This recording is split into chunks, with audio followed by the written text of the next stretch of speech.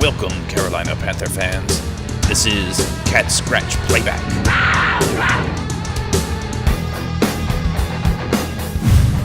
Today on Playback, we conclude our pre-draft coverage with a couple of unheralded tight ends and wide receivers. It's May 8th, 2014, and this is Episode 5. Welcome, everyone, once again to Black Cat Playback. I'm your host, Jace Amaro, and with me is former assistant coach and OC and current safeties and returners coach for the Ragsdale High Tigers. Chris, what's going on this evening? How you doing? Doing pretty good. I'm glad to be here. Me too, man. Me too. So let's jump right in. We're going to focus on the tight ends this evening. We're going to have a little conversation about what you look for in a tight end. Let's start off with Jace Amaro.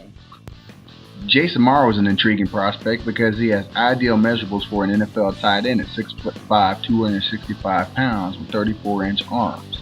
Amaro ran a 4.7 in the 40, but his strength lies in his nimble feet, shiftiness, and quick acceleration. He is a savvy route runner that had huge production working primarily as a slot tight end in the Texas Tech offense. Last year, Amaro set Division I records for most receptions, 106, and receiving yards, 1352, in a single season, and was a semifinalist for the Mackey Award for the nation's best tight end and the Biletnikoff Award for the nation's best receiver. He is dangerous on crossing routes, can stretch the seam, can find the void in zones, and rack up yards after the catch. There are many times that he opens up the outside receivers for one-on-one matchups due to teams having two players concentrated on taking him away as an option. Amaro is a tough, hard-working competitor who once returned to a game with a later to be revealed lacerated spleen. He won't be every team's cup of tea because while exhibiting strength with 28 reps on the bench, he hasn't consistently displayed physicality in his route running or his blocking. It wouldn't be smart, however, to write Amaro off in this department because he has shown flashes of a mean streak and some potential in that area. The other concern for Amaro is drop passing. He has 9-inch hands, which is well below average for a player his size, and simply drops some passes that he can't drop. Chris, first of all, let's frame the conversation a little bit. Where would you be comfortable in taking Jace Amaro if we said first rounders you're going to be your studs, second rounders you would expect them to be a major contributor, third rounds you expect them to be a minor contributor, maybe vie from some special teams, and then on down you're just happy if their special teams that even make the squad. Where would you be comfortable taking a guy like Jace Amaro? For myself, I believe that he's a third-round prospect. I know a lot of people have him in the first round, but I believe that you're drafting him on potential. He has the ideal size, but he hasn't shown consistency and being physical when he's blocking. He hasn't shown consistency and physically attacking people like if you look at old Shannon Sharp highlights, the way he's physical in his route running and creating separation. He doesn't do those type of things right now, and so you're drafting him on the potential that he can learn to do some of those things and take it to the next level. In your video, you said that he showed signs of coming around and showing that aggression for some of the tight ends we see in the NFL today that are dominant. What are those clues that would make you believe that he can learn those traits and he can learn those skills? Well, there are times where he'll engage with a defensive back, or he'll engage with an outside linebacker, and he'll show those physical traits. He shows that he wants to be dominant. I don't know if it's his confidence level or the fact that, when you go into an offensive scheme like Texas Tech runs, kind of like that spread it out, how mummy, maybe SMU type throwing system and passing system. A lot of times when they practice in a system like that, they only have a certain amount of time that they spend on fundamentals and individuals, and they spend a lot of time working on the nuances of the receivers en route, reading the secondary, and then making adjustments on the fly and being on the same page with the quarterback. So it becomes second nature. So considering that I'm assuming that he doesn't spend that much time in that system at practice working on blocking, as much as someone would at, say, an LSU and the like. the physical downhill running team, then I believe that once he gets coaching, he can learn to apply those type of things. But you still, without any firm knowledge of seeing him take on defensive ends, 270 pounds, 280 pounds with the same physicality, then you're kind of like you're trying to you're trying to see into the future, trying to predict that he can actually get there. But when he takes on some outside linebackers, I mean, he'll ragdoll an outside linebacker. He'll take a guy, throw him to the ground, and looks like he wants to about mud stomp him in the neck. But so you see some of that there, but it's typically with the lighter guys at this point. Love the mud stomping, and we definitely love the bear. So I want to see more of that out of Amaro. Talk a little bit more about what you look for in a route runner and a tight end. Obviously, the skill set is different from wide receivers since they run different routes, different types of route, and they run it. Well, especially from the tight end position, you want to understand that, first off, like everything, he's got to understand how to get off the line of scrimmage. Even if he were in the slot position, he's got to know how to release, where to release, how to attack the defense. Then, secondly, you want to know, can you read coverage? Do you understand if you're getting zone, man, and do you understand how to react? If it's man under, how we want to react, and then you want to talk to the people around the program. What's this guy like in the classroom? How does he take coaching? How does he learn the playbook? How quick does he accept, little nuances and changes to the game plan that we want to put in? Can I trust this guy, in the fourth quarter of the Super Bowl, to get this guy to go where we want him to go, to sit in a zone, to be able to read the backers. If we got you on a crossing route and you see the backer on the other side just sitting there waiting for you in the zone, it's not man-to-man. Can you sit down and find the void between the outside backer and the middle backer? And we want to know that you're going to do those things. Let's talk a little bit about a single-purpose tight end, which I believe Jace Amaro is. He's not going to kick out a defensive end at this point. How would you value that versus, say, someone who's a little bit more versatile but a little less dynamic, someone who we'll get into a little bit later?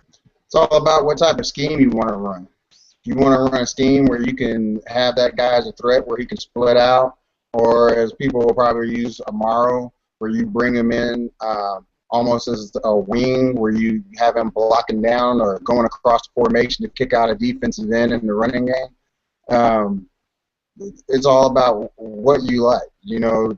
Everybody's got this guy Amaro going to the New England Patriots. If he goes to the Patriots or any team that kind of uses that type of system, then you can use him as a move tight end. He has the athleticism, and he might be an ideal guy as a move tight end, especially if he starts to get a little bit better technique on his drive blocking.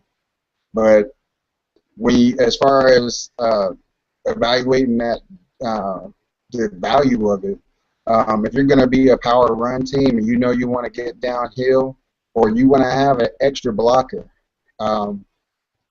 for passing situations, then that'd be a good situation to have that. If that's the type of style team you want to be, a lot of teams, they're not going to leave their tight end on pass blocking situations, and there aren't that many that can execute it. But if you have that guy and you want it, it can be invaluable. I remember the Cincinnati Bengals had a guy, Reggie Kelly, that they used like that all the time. Used to give the Baltimore Ravens and Pittsburgh Steelers fits because the Cincinnati Bengals would leave him in a lot of time for pass blocking situations. Bigger, heavier guy, and when you listen to the defenders talk about his value, they say he's just like having another offensive tackle on the end of the line of scrimmage. So that gives them that extra blocker. So it's all about how many guys you want to put out and around. I struggle with Amaro a little bit. As you said, he is a move tight end. You're not going to see him in line too much. There were times.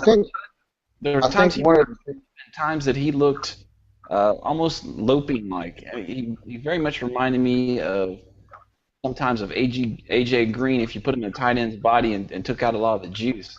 But then there are other times when he was very explosive and he looked dynamic and he was running through tackles. What am I seeing here? Help me out. Why am I struggling with Amaro? Well, I think with Amaro, it's just basically you. Sometimes I think somebody he's not everybody's cup of tea, and that's the thing. I think you see some of these dynamic guys. They're like the Jimmy Grahams, and you see them being able to split out wide and do the fades and things like that. And I think that people have gotten conditioned to seeing that, and they want that value in a high draft pick at tight end. They want a guy that's going to go up the seam, catch the back shoulder fade, and show that type of athleticism. Whereas I don't think that Jace Amaro does all those type of things for you on his film, and you don't see that on a consistent basis. Doesn't mean he can't do it, but with that 4.7 speed, he's not going to threaten you vertically on the outside in a way to get himself freed up in that nature. But I don't think that people should fall out of love with him. It's just because while he may not be what you've seen from some of the more dynamic tight ends and their fantasy gems with Gronkowski and these guys, I think he adds a lot in knowing the passing game. Obviously, with his having over 100 catches in a season of college football, they don't play 16 games. They play about 14 games. You know, this guy knows how to get out in routes, how to maneuver, where to be. He knows how to play against man, how to get free against man, how to sit in zones.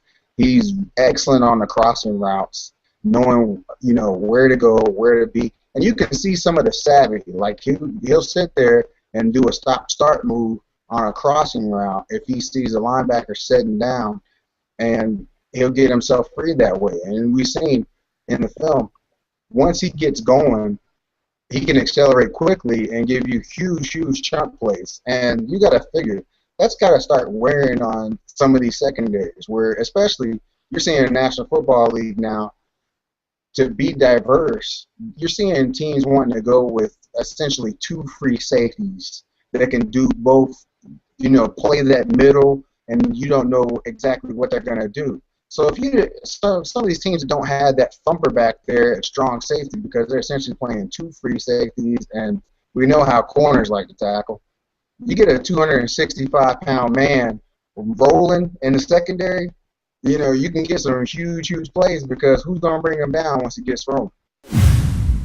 Let's move on to our next big target, Troy Niklas, a tight end out of Notre Dame. He's a redshirt junior, and at 6'6", 270 pounds, he's a load. A converted linebacker, he's only been playing the tight end position for 2 years, so he has a lot of room to grow. He's the most reliable blocking in this year's draft, and he also blocks well in space.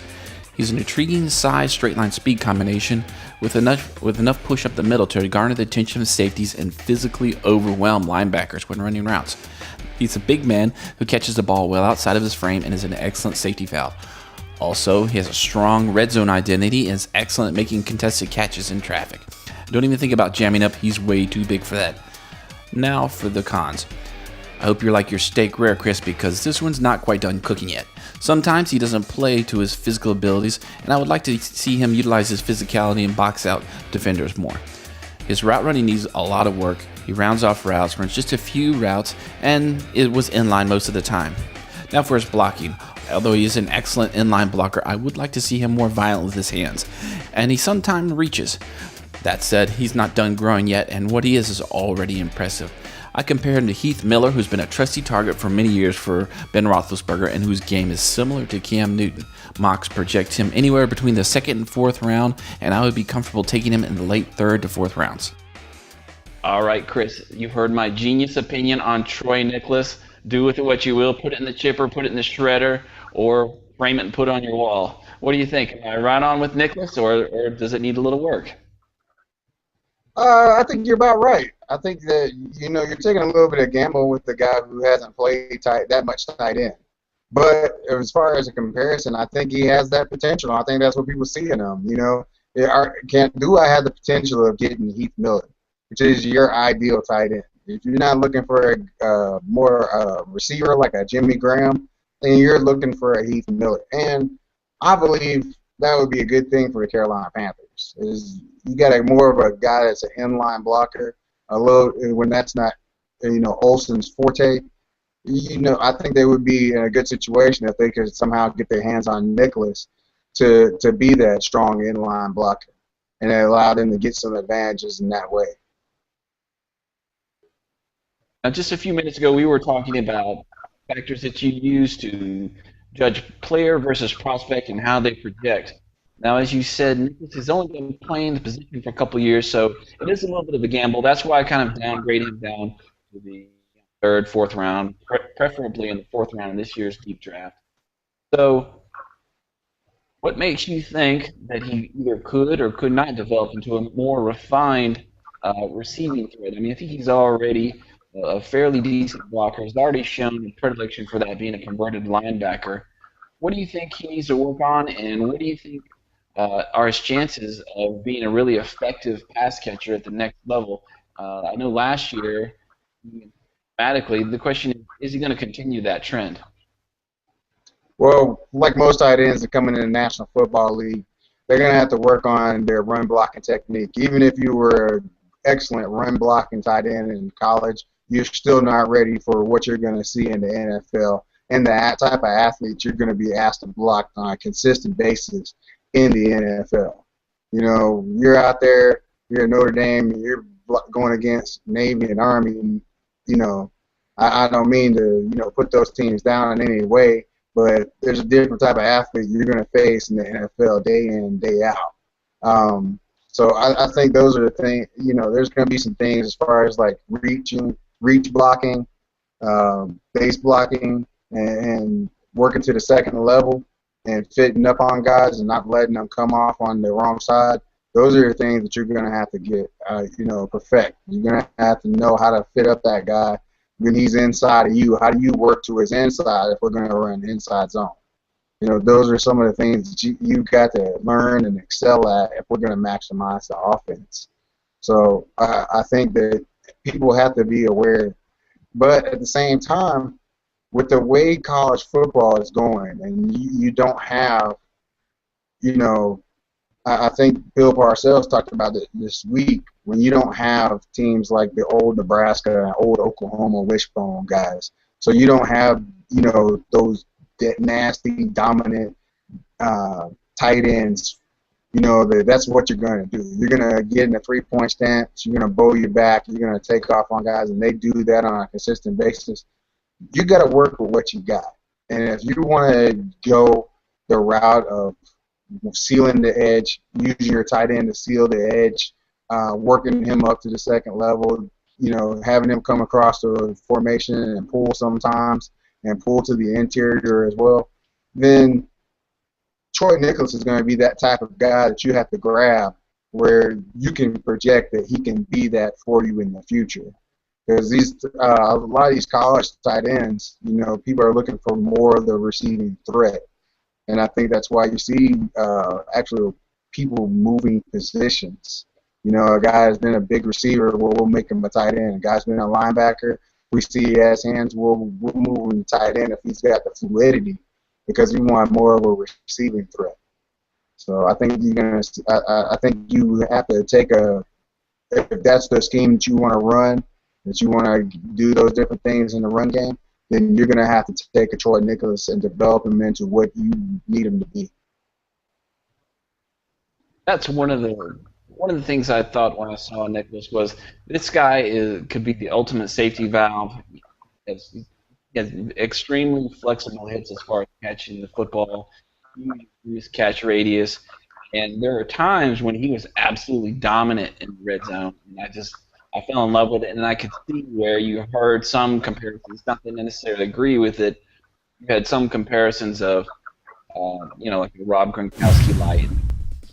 If you want to get a great playmaking weapon in the middle rounds, you might want to focus on Colt Lyerla from Oregon. Lyerla is the bottom of the first round, the start of the second round talent, but his stock is hampered by character issues and an arrest for the use of cocaine. It has been stated that many of Lyerla's issues stem from being a product of a severely poor and broken home, which can be overcome with team protections in his contract that stipulate that he continue to embrace support and counseling. All that said, the prospect is a hyper Swiss Army knife that has the ability to reshape an offense and provide a play caller with a ton of scheme diversity. At 6'4", 240 pounds, with 10.25-inch hands, 4.5 speed, and a 39-inch vertical, he has exceptional movement skills, body control, and one of the best finishers in this class. Colt Lyerla can be a detached weapon that hurts you outside the numbers, attacks the seams, occupies the safeties, makes tough catches over the middle, and is a complete red zone menace. That by itself will be great, but he's also excellent on wide receiver screens, and he can step into your backfield as a running back and be a special player at that position too. On the field, his weakness is that he can get overly emotional and he can drop the ball if he doesn't focus properly. Ultimately, the Carolina Panthers could benefit greatly by obtaining a potential Pro Bowl caliber weapon for Cam Newton at great value if they're willing to accept the risk in the middle rounds. Oh man, Colt Lyerla, this guy is commercial grade rocket fuel. He's either going to blow up on the pad or he's going to take you to Mars. One of the two. No in between. The ability, unquestionable. It's there. It's on film. It leaps out at you. It's obvious. You don't have to be Greg Cosell. You can be Howard Cosell and you can see it.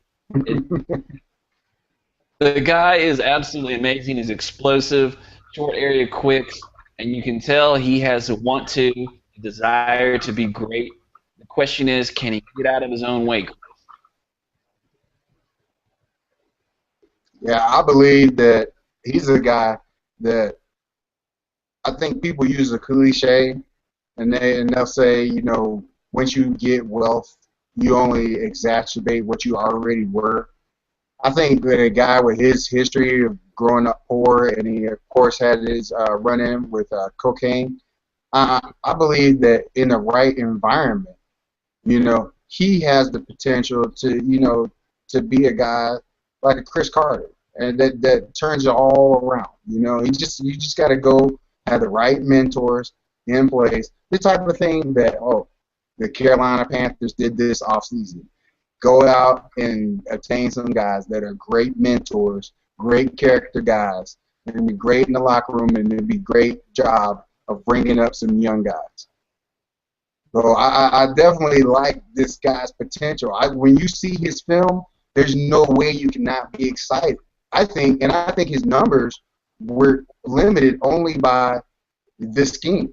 One of the things that people don't really understand about the Oregon Ducks is, and I think you saw it last year with Chip Kelly, is they run more than a lot of people ever think they run. They put up a ton of points, so everybody thinks they're just throwing the ball all over the lot. But they run the ball a ton. So I think that his numbers could have been much, much better had he, you know, been in more of a passing offense. You stick him in the Texas Tech offense that Jace Amaro was in, and it can be. I think his numbers are out there, but I don't think that, like you said, I don't think it takes a great evaluator to be able to see this guy is special. This guy can change everything that we do, and for a very good reason. But he's got to come in, and he's got to earn your trust. I believe that if you go ahead and, like I said, you put the protections in the contract, and you say, hey, you have to seek counseling mandated amount of times because of your previous history, and him and his agent are comfortable with that, and you present it the right way, and you're not like, so you don't hurt us. Say that, you know, you should become a genuine. We want you. You're a dynamic prospect. We want you to be one of the best players on this franchise. But the only way you can do it is if you take care of yourself. And we want to put you in that position to take care of yourself first. And I think that you'll have a guy that be loyal to the team, and it will, you know, he'll do anything. If you watch that film, he'll do anything. And the fact that he can step in and be a 240-pound running back, if you need that, it's a scary prospect. When you got teams getting in nickel, and then you can move him out of the slot and move him to running back. And now, how are you going to deal with a 240-pound running back coming downhill, inside, outside zone?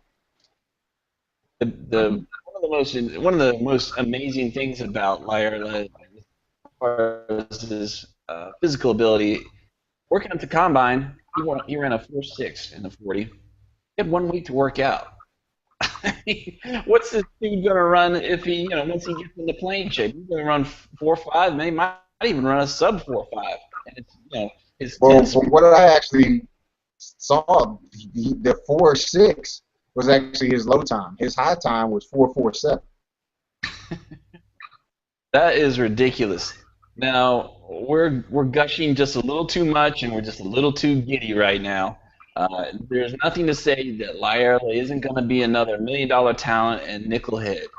And there's plenty of guys Yep. on the couch, have all the ability in the world, just like Lyerla, and they just throw it in the trash and can't get out of their own way.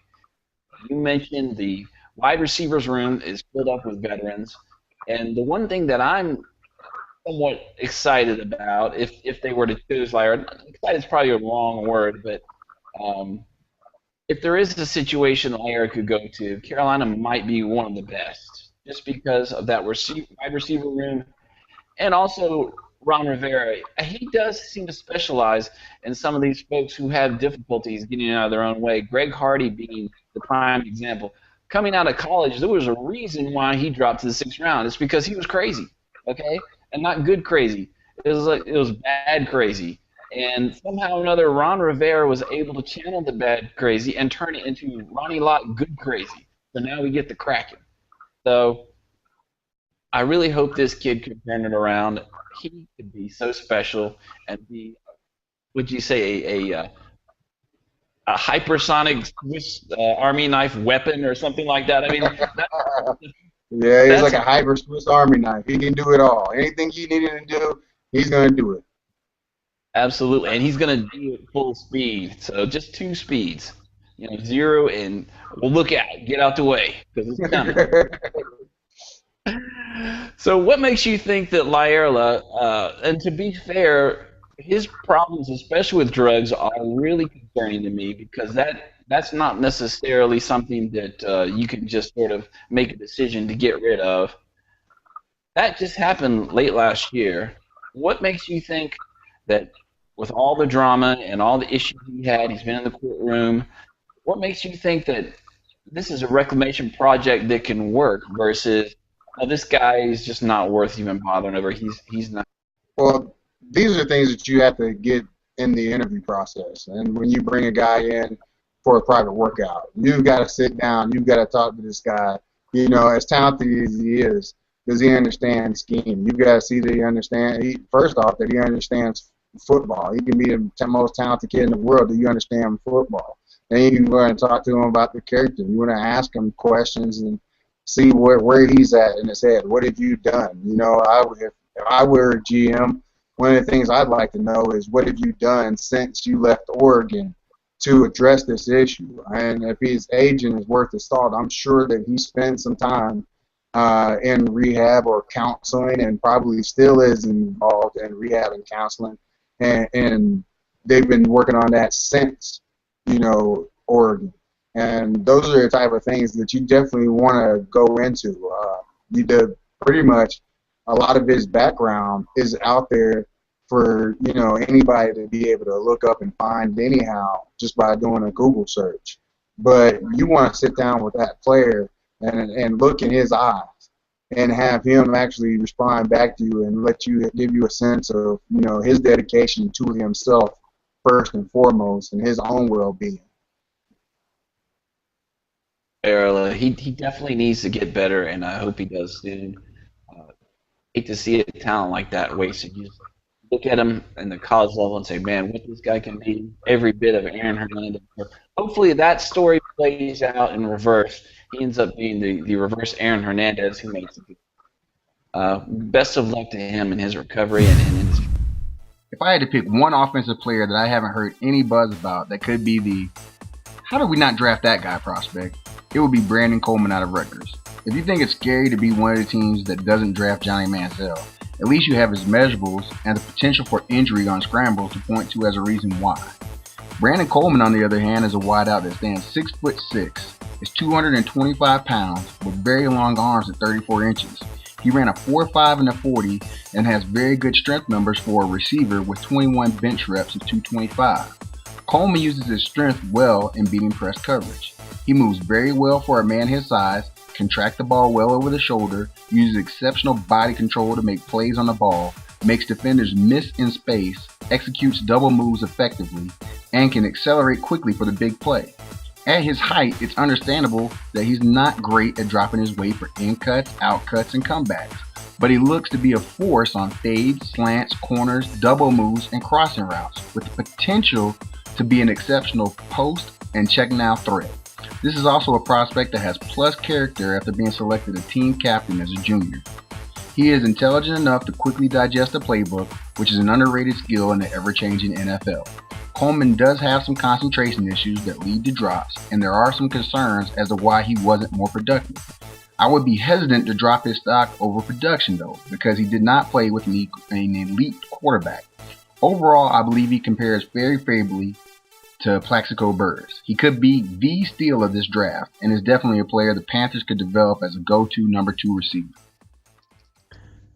Yet again, another unheralded player in Brandon Coleman. Now, this guy was hilarious to me when I watched him, especially versus Fresno State. Maybe you'll remember the play that I'm going to mention, Chris. This guy is so big and so physical. There was a cornerback on Fresno that tried to come up and press coverage him, and I swear he only touched the guy with his hands, and it looked like somebody took a baseball bat square to his chest, and I swear he almost fell down. He got knocked back at least 3 or 4 yards. It was the most hilarious thing I saw all day. I couldn't stop laughing. I mean, he's this ridiculous physical specimen. And as you mentioned, there are some caveats to him, obviously, because he's not in the top 10 as far as the wide receiver. So convince me a little bit more about why we should take, and I'll play the devil's advocate here a little bit. Why should we take a receiver who drops passes? Isn't that his job? Isn't he supposed? That's what he does. He's a receiver. He's not a dropper. So he has concentration issues, and it seems to me like maybe he doesn't have the most natural hands in the world. So convince me why that's okay, and we should go ahead and draft him anyway, because we're going to be scratching our heads, as you said. Why didn't we draft this kid? How did we miss out? Well, I think it's all about what he does give you. You know, you can focus on the negative so much that you talk yourself out of a potential great player, a potential Pro Bowler, because you concentrate on the negative so much that you lose sight of all the positives that they bring. You know, while he may have smaller hands at 9 1/4 inches, you know, the guy can provide you so much, especially if you have him on the weak side of your offense. You set him over there, you know, he can run so many routes for you and provide such a great target down the field, and he can do so many different things. He's not like your typical, like, stiff, bigger type receiver. You know, even like people that might want to throw him in the lot and say, well, you know, maybe he can gain some weight and he can be like a Jimmy Graham type guy for us. No, I would not change what he is. You know, one of the best highlights that you see on this guy is him running a wide receiver screen and just exploding away from the defense. You know, so there's so many things that he does that I don't even see a lot of big receivers doing in the NFL today. And I think he has the capability of being a Plaxico Burress plus. When you look at his measurables, he's an inch taller than Plaxico Burress was. He's 7 pounds lighter than Plaxico Burress was. His 40 is faster. And I just see, I don't understand that my problem here is I don't understand how, as you're an evaluator, how you can not make that correlation and look at this guy's impeccable record as far as character and intelligence and not deem that this guy's going to have the ability to come in and contribute to you rather early on. And he's going to add to your team as far as being a character guy in the locker room as well, and a hard worker, that your quarterback can say, you know what, we got this 6'6" receiver, and I trust him. You know, going into the season, because this guy does nothing but work every day to earn my trust. And I think that bypasses, you know, the potential for drops, which even Plaxico Burress had a reputation for drops, but that didn't stop him from having a Super Bowl winning catch and helping two franchises excel in Pittsburgh and the New York Giants. That's all well and good, Chris, but you know the draft is all about what you can't do, tearing people down, not building them up. Well, anyway, that's what the bad teams do. Hopefully we won't do that. We'll be more Seattle-like and look and say, what can you do? And you mentioned that wide receiver screen, and I remember that play vividly because I think I watched it about 3 or 4 times. Like, how did that big man do that to that little 5'11" a corner, or however big he was? He is definitely explosive. He has. What do you think about developing someone like a Brandon Coleman so he is more consistent with his hands? And some of that is concentration, but I wonder, is some of that also ability, physical ability? You mentioned his hand size. Is that something that you can somewhat correct, or is that something you just got to live with like a Plexico Perez? Well, it's always something that you can work on. And some players have gotten better at it, and some of them, they just have a little bit of problems, and it could be hand size. But you can get on the judge machine. You can put extra times in on the judge machine and work on catching the football on a consistent basis. You can get with your quarterback, start working on the different throws. And some receivers, even, they struggle with hand placement. On certain throws, below the waist, and you want to get your pinkies together. Some coaches will say that above the waist, you want to get your thumbs together and form a diamond. And those are some of the things you can do. And some players don't have that where it's natural to them to have the right hand placement. So these are all things that you can work on. You can even have a receiver run in place and throw the ball out in front of him and have him work on making sure that he has his hands formed in the right direction on just throws out in front of him. So there are definitely some drills and some things that you can do, catching tennis balls. Some people even put tennis balls in sand and have players work on digging tennis balls out of a sandbox or a sand container filled with sand to work on strengthening the muscles in the hand. There are different ways you can work on getting the ball better.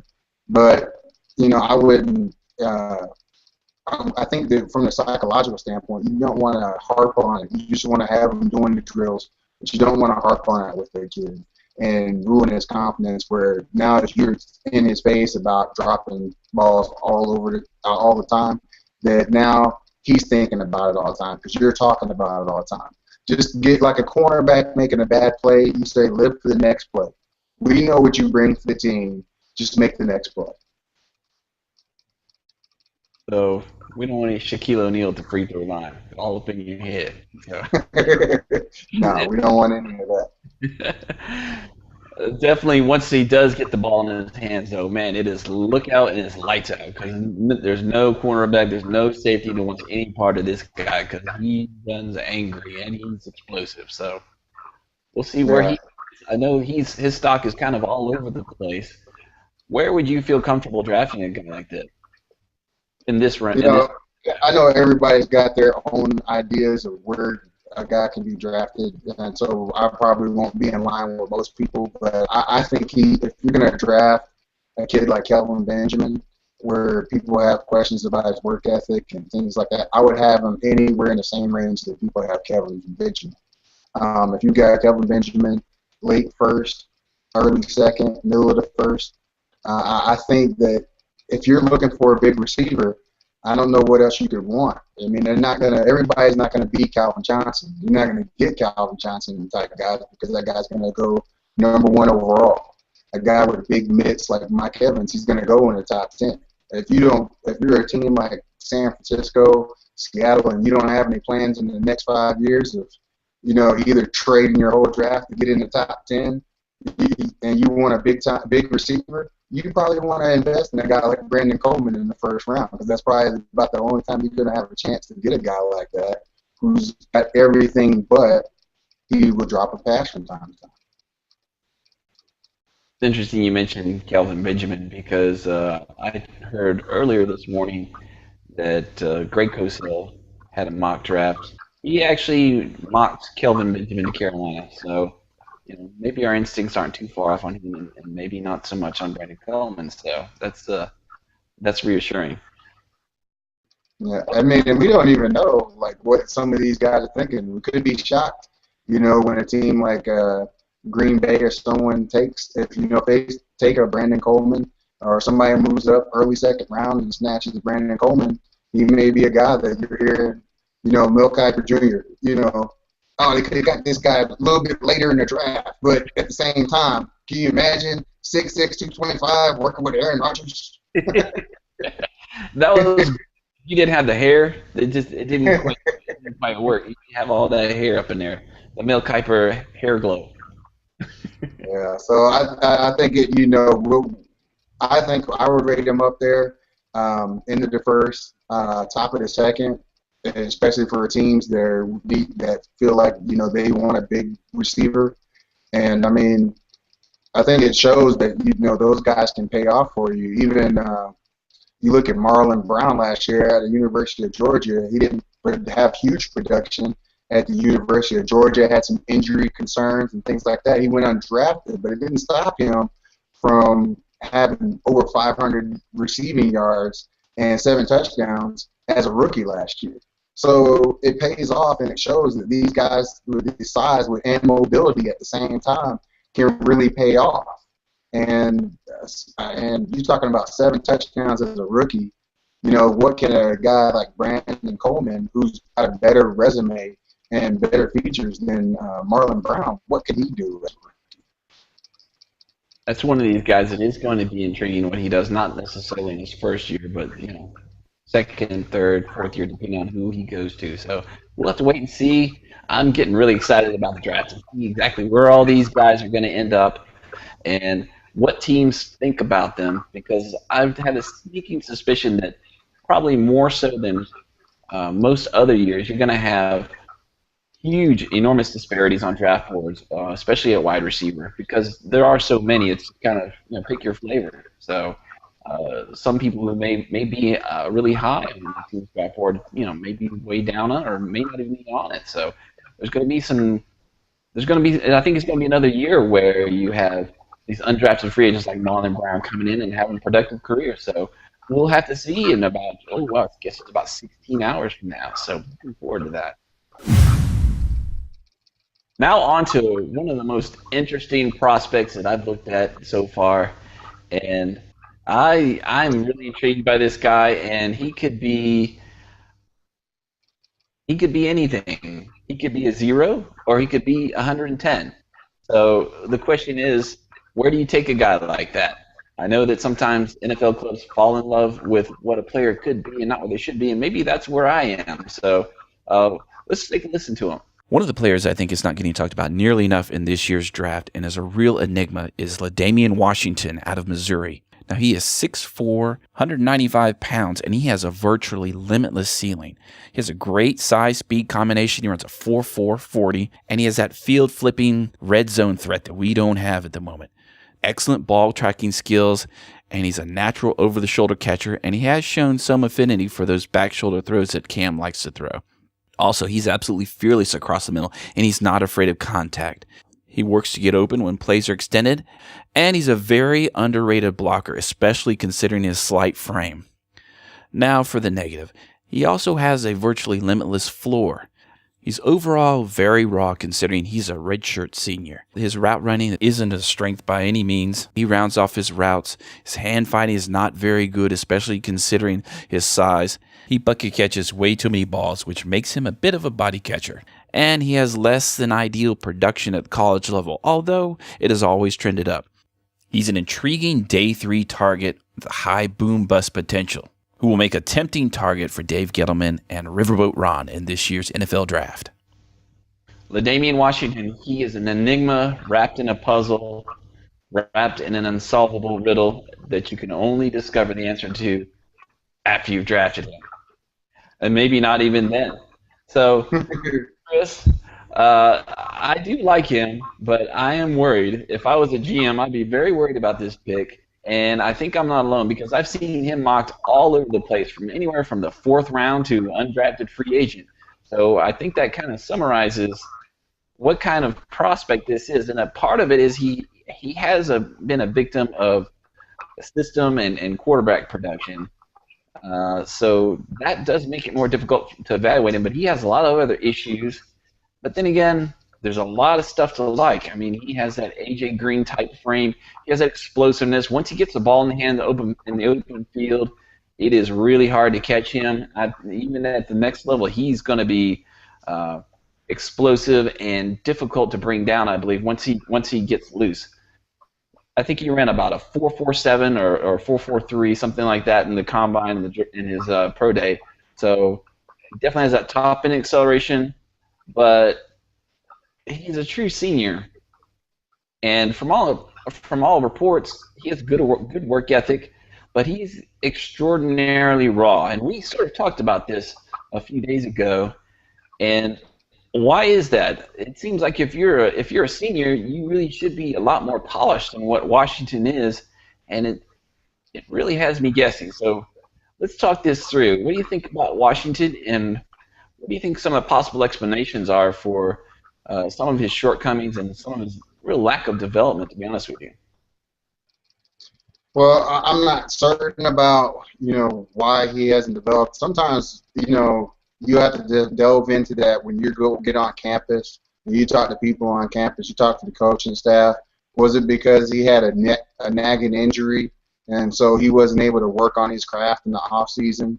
Did he have some academic issues that he had to, concentrate on in the off season? Was he, as opposed to working on his craft? Those are the things that can kind of pull you away from being able to really progress technically in off season. I know, being a redshirt freshman, he should have had enough off seasons where he showed enough technical progression. But some of it can be so many different things. Especially, if you look at 5 years in a college, one of the things that I noticed is, if you have turnover in position coaches, that can be a hindrance as well. Because some people teach things differently. But I wouldn't take those things. If I talk to the player, if I'm comfortable with the coaches, and I believe that he's as hard a worker as all the reports say, I wouldn't take that as a hindrance towards taking him in the draft. Because when you look at this guy, he embodies what's best about football. He plays with a ton of passion, plays with a ton of heart. Not afraid to throw his body around, even at his slight frame. He inspires his teammates. You can see it when he plays. His teammates are inspired when they see him go around and throw his body around and put himself at risk to make a play for the team. So I think he's a huge bonus. Even though he's a lot taller than a Chad Johnson, I think he plays with about the same passion that Chad, not Ocho Cinco, but Chad Johnson played with. And if he's got the wherewithal, like Chad came in raw. He had some great physical attributes, but he was drafted in the second round by the Cincinnati Bengals, but he really came in as a raw prospect. And if he's, got that work ethic, if he's willing to work like Chad did early in his career where he was sleeping in the facility, I'm sure you agree with me, his potential is limitless. There's no question about his potential, and some of the attributes and some of the skills that he displays definitely translate to what's going on in the NFL. That back shoulder, the over-the-shoulder type stuff, some of the routes that he's able to run. It really is very intriguing. So I struggle with him. I like him as a prospect, and part of the reason I struggle is just because this draft class is so deep. So the real question is, where do you take someone like that? You just don't know what you're going to get. I suppose the argument can be, once you get past the fourth round, the odds of you drafting a player who actually sticks around in the NFL for a few years is very, very low. So you might as well go Babe Ruth and swing for the fences, I suppose. I guess, sitting here in my easy chair, it's easy to say, but I think that's what I would do. In my heart of hearts, that's what I hope I would do if I was, say, a Gettleman or someone in that position. Well, I think with a guy like Damian Washington, when you're going to evaluate him, typically with all your players, you want to go ahead and have a rating system where you're evaluating their physical characteristics, you're evaluating the character, you're evaluating the player's football IQ, and you're doing all that, and you're giving that guy a grade. And in this situation, you probably just want to stick to that grade. As you don't want to allow yourself to get caught up in need for a bigger receiver and some of the things like that. I think there's some guys that you need in a position, you need a big receiver, but I don't know that LaDainian typically plays like the typical big receiver. So I think that he's a guy where you put that in your equation in your evaluation, but you just kind of stick to your grades, whatever that might be. And if you get a guy like him, you may have a surprise on your hand. If that grade has him in the 4th round and you get him in the 4th, or to his detriment, he slides to the 5th and you get him in the 5th, then you got a chance because of how deep this receiver class is that you're gonna have hit a home run as far as value goes. I suppose if there's a situation that would be good for him, the Panthers might be a good spot for him if he didn't have to start right away. You have a nice deep receiving room. You have the veterans going to show him how to work. Maybe inspire him to pull a Chad Johnson and start sweeping the facility, etc. So we'll have to wait 16 hours. We'll see where all pans out. And I'm a little bit concerned with that, actually. If I can interrupt you for a second, I'm a little bit concerned with what the Panthers are going to do because you brought in 2 veteran receivers, and when you get into the draft now, if people are right and they say, well, the Panthers need a big receiver, and they take a big receiver early, now that's 3 spots at minimum out of your receiver room. And typically, that 4th and 5th position in your receiver room, those guys are going to have to help out on special teams in some capacity, typically. So I'm kind of concerned with, what they can do later and the type of guys that they pick later. Like, some people may be surprised when they take a guy and they're like, well, that guy can't start for us. Not his first year, but he might be a guy that can help you on special teams his first year. So I don't know if they might target a guy with some return skills, that maybe not be a pure receiving threat in that 4th or 5th spot, or a guy that can be a gunner on the kick coverage teams. I know last year they sort of surprised everyone, and they carried a lot more receivers than really what's usual. So we'll see if that carries over. And like you said, the draft is fascinating because of all the limitless possibilities. You mentioned possibly drafting a small guy to help on special teams. Maybe they draft a bunch of little cornerbacks. Who knows what's going to happen? That's true. We just, like I said, about 12 hours from now, it's going to start to unfold in front of us, and it's going to be a lot of fun. So I'm looking forward to it, and I hope you are, Chris. Oh, yeah. I can't wait. Absolutely. Okay, that's all the time we have for tonight on Playback. Everybody enjoy the draft, and we'll see you next time.